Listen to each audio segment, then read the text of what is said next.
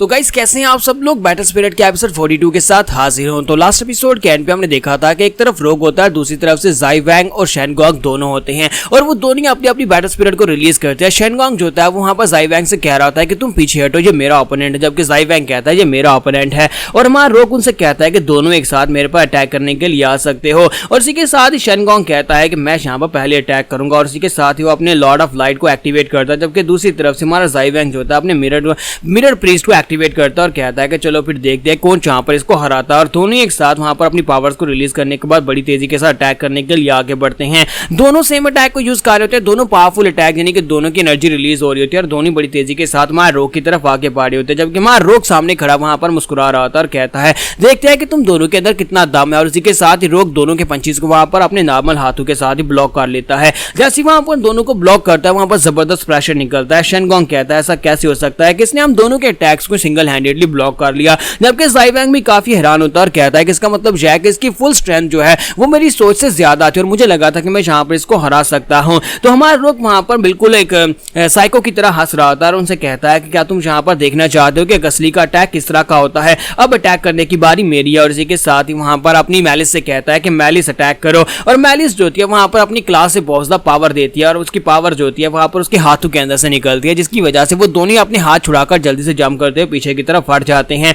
और हमारा रोग वहां पर बिल्कुल पागलों की तरह हंसना शुरू कर देता है, वो जोर जोर से हंस रहा होता है। इसी के साथ उसकी बॉडी के अंदर उसका जो क्रिस्टल होता है वो एक्टिवेट होता है, जिसकी वजह से जबरदस्त स्पिरिचुअल एनर्जी निकलना स्टार्ट होती है। तो मून बायोंग चलाकर कहता है कि सभी को यहाँ पर से इवैक्यूएट करो, वो फटने वाला है, यानी कि वहां पर एक बड़ा एक्सप्लोजन होने वाला है। तो डायरेक्टर कहते हैं कि जितनी फोर्स एनर्जी वहां पर अपनी बॉडी के इर्द-गिर्द वो इकट्ठी कर रहा है, ये तो यहाँ पर एक मीडियम लेवल की वार स्पिरिट के एक्सप्लोड होने के बराबर होगी, यानी ये पूरे का पूरा वार अरीना जो है यहाँ पर बर्बाद हो जाएगा, सभी लोग मर जाएंगे और सभी लोगों से वहां पर इवैक्यूएट करने का कह दिया जाता है। लेकिन दूसरी तरफ से मैलिस जो होती है वो हमारे रोग से कह रही होती है कि यहाँ पर अपनी स्ट्रेंथ दिखाओ, इन सभी को दिखाओ कि तुम क्या कर सकते हो, ताकि दोबारा कभी भी यहाँ पर तुम्हें लुक डाउन ना करे, कोई भी यहाँ पर तुम्हारी तरफ इस तरह से ना देखे कि तुम किसी गद्दार के बेटे हो या तुम बहुत ज्यादा कमजोर हो। हमारा रोग जैसे जैसे वहां पर जोर जोर से चिल्ला रहा होता है, इसी के साथ उसकी बॉडी के अंदर स्पिरिचुअल एनर्जी गैदर हो रही होती है, जिसकी वजह से आसपास का पूरा अरीना जो होता है वो टूट रहा होता है। और अरीना के टूटने के साथ ही हमारा रोग जो होता है वहां पर बिल्कुल रेडी होता है अपने एक्सप्लोजन के लिए। तो लेडी गागा कहती है कि मुझे लगता है कि अगर इसको इसी तरह से जाने दिया गया तो मुझे लगता है कि मैं यहाँ पर इसके फादर को इस बारे में बिल्कुल भी एक्सप्लेन नहीं कर पाऊंगी कि उसके बेटे के साथ क्या हुआ,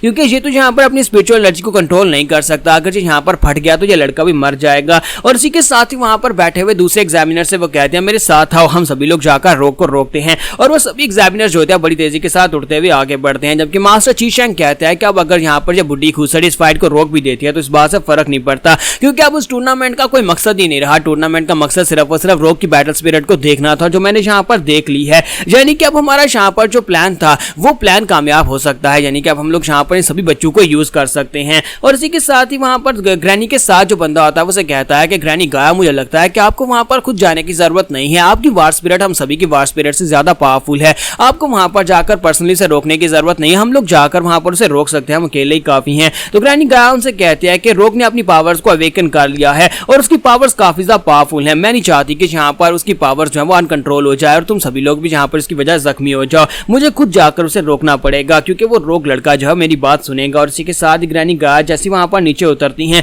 तो उसी के साथ ही रोग उसे कहता है क्या हुआ, क्या तुम सभी लोग भी यहाँ पर मुझसे डर रहे हो कि मैं तुम सभी से ज्यादा स्ट्रांग हो गया हूँ। तो ग्रैनी गाया उसके सामने जाने के बाद कहती है कि मुझे लगा ही था कि इसकी बैटल स्पिरिट जो है उसने उसके ऊपर कंट्रोल नहीं किया, बल्कि ये लड़का खुद अपनी बैटल स्पिरिट को एक्सेप्ट कर चुका है कि उसकी बैटल स्पिरिट ऐसी ही है। मुझे लगता है कि अगर ये लड़का यहाँ पर इसी तरह की सोच रखता रहा तो इसकी बैटल स्पिरिट के साथ साथ ये लड़का खुद भी एक मॉन्स्टर बन जाएगा। मुझे इस लड़के को जल्दी से जल्दी यहाँ पर रोकना होगा, क्योंकि इसने अपनी बैटल स्पिरिट के फाइटिंग स्टाइल को अपना लिया है। अगर मैं इसे यहाँ पर अभी रोकती हूँ तो कम से कम मैं यहाँ पर इसे धमाका करने से रोक सकती हूँ, जिसकी वजह से यहाँ पर इस कंपटीशन को देखने वाले काफी सारे मासूम लोग बच जाएंगे। और इसी के साथ ग्रैनी चलाकर उसे कहती हैं रोग प्लीज शांत हो जाओ, तुम यहाँ पर सभी लोगों का टारगेट बनते जा रहे हो, तुम बेवकूफ मत बनो। जबकि रोग उसे कहता है कि बुड्ढी खूसट कहीं कि तुम यहाँ पर मुझे रोकने के लिए आई हो, मुझे लगता है कि पहली बार जिंदगी मुझे यहाँ पर अपनी पावर्स महसूस हो रही हैं, मुझे अपनी जो बैटल स्पिरिट है वो महसूस हो रही है और तुम यहाँ पर मुझे रोक नहीं सकती, तुम बिल्कुल ही मुझे रोक नहीं पाओगी। तो ग्रैनी इस बात से काफी ज्यादा गुस्सा हो जाती है और कहती है कि इसकी हिम्मत कैसी हुई यहाँ पर मुझे बुड्ढी खूसट कहने की, इसका तो एटीट्यूड भी चेंज हो गया। और इसी के साथ ग्रैनी अपनी बैटल स्पिरिट को रिलीज करने के बाद उसे कहती है तो फिर ठीक है मुझसे फाइट करो। जबकि दूसरी तरफ से मैलिस जो होती है वो हमारे ग्रोग से कहती है कि मुझे लगता है कि तुम्हें इस बुड्ढी से फाइट नहीं करनी चाहिए, ये बुढ़िया बहुत ज्यादा पावरफुल है, इसकी बैटल स्पिरिट भी हमसे ज्यादा स्ट्रॉन्गर है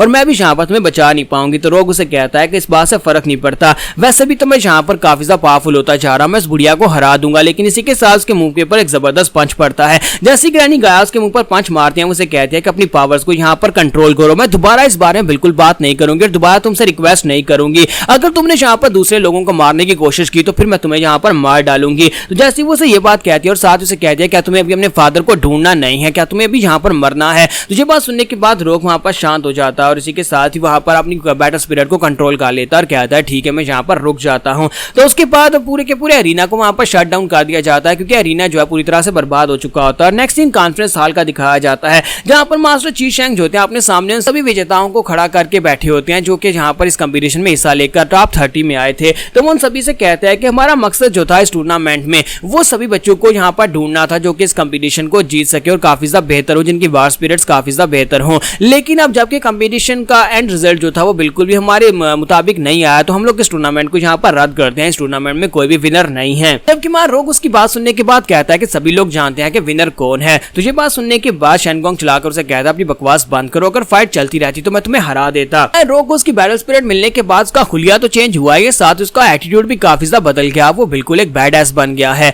तो इसी के साथ ही मास्टर ची शेंग उन लोगों से कहते हैं कि इस कंपटीशन का मतलब मकसद ये था कि हमें यहाँ पर अपने कंट्री के अंदर से टॉप 30 डिसाइपल्स को चूज करना है जो कि सबसे बेस्ट हो और हमने यहाँ पर टॉप 30 डिसाइपल्स को चूज कर लिया है। अब मैं तुम लोगों को आगे का बताने वाला हूँ कि आगे तुम सभी का मकसद क्या होने वाला है। तुम सभी को अपॉर्चुनिटी दी जाएगी, तुम सभी लोगों को टास्क दिए जाएंगे कि तुम लोग दूसरे कंट्रीज के अंदर इन्फिल्ट्रेट कर सकते हो, स्पाइस बांधकर वहां पर जाकर मिशन को पूरा करना होगा। तुम्हें जो जो मिशन दिया जाएगा तुम्हें उस मिशन को पूरा करना होगा और इस मकसद के लिए तुम्हें 3-3 के ग्रुप्स में तकसीम किया जाएगा, यानी कि तुम्हारी 3-3 की टीम्स बनाई जाएंगी। तो बताओ कि तुम में से कौन कौन यहाँ पर इन मिशन के लिए अपना नाम एनरोल करवाना चाहता है। ट्रेनिंग गाया उसे कहते हैं ये तुम क्या बकवास कर रहे हो, हमारा लोगी कॉलेज कभी भी इस सब में पार्ट नहीं लेगा, यानी कि हमारे लोगी कॉलेज के डिसाइपल्स कभी भी यहाँ पर दूसरे कंट्रीज के मिशन के लिए नहीं जाएंगे। तो मास्टर ची शेंग उसे कहते हैं कि ग्रैनी गाया मैं आपके फैसले की बहुत ज्यादा रिस्पेक्ट करता हूँ और कोई भी अगर यहाँ पर ये कहता है कि इन 30 में से कि वो इस मिशन को करने के लिए तैयार नहीं है तो मैं उसे वापस भेज दूंगा, मैं किसी के ऊपर जोर नहीं डालूंगा। लेकिन ये तो आपकी बात है ना, जरा रोक से पूछकर देखते हैं कि क्या वो यहाँ पर आपकी बात मानेगा, क्या वो यहाँ पर दूसरे कंट्री में नहीं जाना चाहता, क्या वो जाकर अपने फादर को नहीं ढूंढना चाहता। सारे का सारा फैसला तो अब यहाँ पर इन 30 बच्चों को ही करना होगा। ये सभी 30 बच्चे जो हैं ये दूसरे कंट्रीज में जाकर बैटल्स करेंगे, इन्हें एक्सपीरियंस मिलेगा। अपने कंट्री के डिसाइपल से फाइट करके इन्हें एक्सपीरियंस मिला तो बाहर के कंट्रीज के डिसाइपल्स के साथ फाइट करके इन्हें कितना ज्यादा एक्सपीरियंस मिल सकता है। तो वो सभी लोग सोच रहे होते हैं कि हमें यहाँ पर एक्सपीरियंस की जरूरत है क्योंकि फिलहाल के लिए हमारे पास स्ट्रेंथ तो है लेकिन एक्सपीरियंस नहीं है। ज़ाई वैंग और हमारा रोग दोनों सेम बात सोच रहे होते हैं और उसके बाद हमारा ज़ाई वैंग और रोग दोनों वहां पर कहते हैं कि ठीक है हम लोग इस मिशन में हिस्सा लेने को तैयार हैं। हालांकि ग्रैनी गाया जो थी वो नहीं चाहती थी कि ये दोनों इस मिशन को करने के लिए हामी बने या फिर अपना नाम रजिस्टर करवाएं। यहाँ पर हम लोग अपनी एपिसोड 42 का एंड करेंगे और नेक्स्ट एपिसोड में देखेंगे कि हमारे रोग के साथ उसके दोनों टीममेट्स कौन होने वाले हैं और साथ उसको पहला मिशन कौन सा दिया जाएगा। तो आप लोग गेस करके बता सकते हैं कि उसके टीममेट्स के नाम क्या होंगे।